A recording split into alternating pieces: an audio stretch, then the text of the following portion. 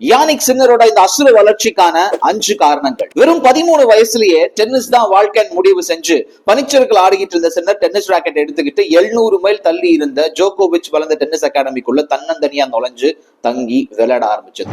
Junior levels எல்லாம் ஜெயிப்போம், அதுக்கப்புறம் ப்ரோ ஆகும், இந்த மாதிரி கால்குலேஷன்ஸ் எல்லாம் போடாம 2 வருஷத்துல ப்ரோ ஈவென்ட்ஸ்ல மோத ஆரம்பிச்சது. ஏடிபி மாஸ்டர்ஸ் ஈவென்ட்ல ஒரு முறை மேட்ச் 2 மணி வரைக்கும் போது அதுக்கு அடுத்த நாளும் ஆட வேண்டிய ஒரு சூழல். இதே மாதிரி ஆடிக்கிட்டு இருந்தா ரெக்கவரி ஆகிறதுக்கு நேரம் இருக்காது. அடுத்தடுத்த வாரங்கள்ல நிறைய போட்டிகள் இருக்கு, அதுல என்னால ஆட முடியாது, சோ நான் இங்க இருந்து வித்ட்ரா பண்ணிக்கிறேன்னு சொல்லிட்டு தெளிவா முடிவெடுத்தார். தன்னோட பிரியாரிட்டி லிஸ்ட்ல டாப்ல தன்னோட உடம்புக்கு அவர் முக்கியத்துவம் கொடுத்திருந்தார்.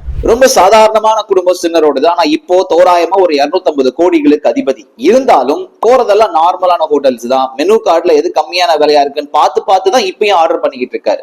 23 வயசுலயே அந்த பணம் புகழ் ரெண்டையும் எப்படி ஹேண்டில் பண்றதுன்னு தெளிவா கத்து வச்சிருக்காரு. இந்த வருஷம் பிரெஞ்சு ஓபன்ல கார்லோஸ் கொடுத்த மிகப்பெரிய வலி, அதுக்கு முன்னாடி டோப்பிங் சிக்கல்னால வந்த பேன், இந்த மாதிரி தடைகள் லைன் கட்டி அடின்னு அடிச்சாலும் அந்த வலிகளோடைய தன்னோட வாழ்க்கைக்கான வழியை தேடி அமைச்சுக்கிட்டாருங்க. எல்லாத்தையும் தாண்டி தன்னோட பலவீனம் என்னன்றத தெளிவா புரிஞ்சு வச்சிருக்காரு யானிக் சின்னர். வேற யாரை பத்தி பேசலாம்?